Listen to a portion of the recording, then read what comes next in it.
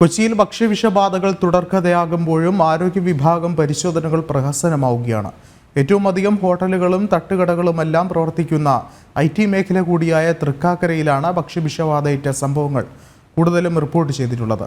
അതേസമയം തൃക്കാക്കര മുനിസിപ്പാലിറ്റിയിൽ പ്രവർത്തിക്കുന്ന ഭക്ഷണ വിൽപ്പനശാലകളിൽ അധികവും ലൈസൻസ് പോലും ഇല്ലാതെയാണ് തുറന്നിരിക്കുന്നത്.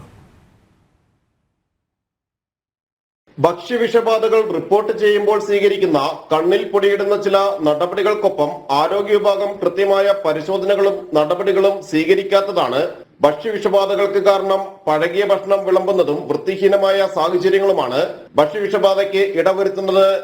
കഴിഞ്ഞ വർഷം ഒക്ടോബറിൽ ഷവർമ കഴിച്ച് യുവാവ് മരിച്ച സംഭവത്തിന് ശേഷം എറണാകുളം RTOയ്ക്കും മകനും ഭക്ഷ്യവിഷബാധയേറ്റിരുന്നു.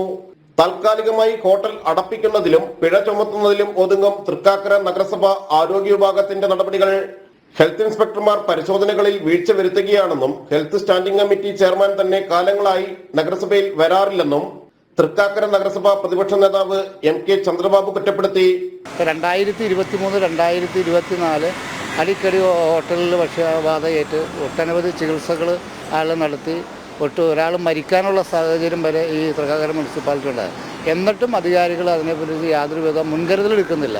മുൻകരുതലെടുക്കുന്ന ശക്തമായ രീതിയിൽ ഹെൽത്ത് സ്ക്വാഡുണ്ട്, ഇവിടെ JHമാരുണ്ട്. അവരെല്ലാം ഇത് പരിശോധിക്കുകയാണെങ്കിൽ ഇത്തരം ഉള്ള, പക്ഷേ അവരെല്ലാം ഈ കാശ് മേടിച്ചുകൊണ്ട് അതോടൊപ്പം തന്നെ ഈ ഹോട്ടലുകളിലൊക്കെ വലിയ ഒത്താശ ചെയ്തുകൊണ്ട് ഇപ്പോൾ മെനഞ്ഞാന്ന് തന്നെ ഇവിടെ ഉണ്ടായൊരു സംഭവം എന്ന് പറഞ്ഞാൽ പുറത്തുനിന്ന് ഹോട്ടലുകാർ മദ്യം കൊണ്ടുവന്ന് ഉദ്യോഗസ്ഥർക്ക് കൊടുത്ത് ഹരിതകർമ്മ സേനയുടെ ശുദ്ധീകരണ മുറിയിൽ പൊക്കത്തിലിരുന്നാണ് പല ഹോട്ടലുകാരും കൊണ്ടുവന്ന് കൊടുക്കുന്ന മദ്യപാനം ഈ ഹെൽത്ത് ഉദ്യോഗസ്ഥന്മാർ നടത്തുന്നത്.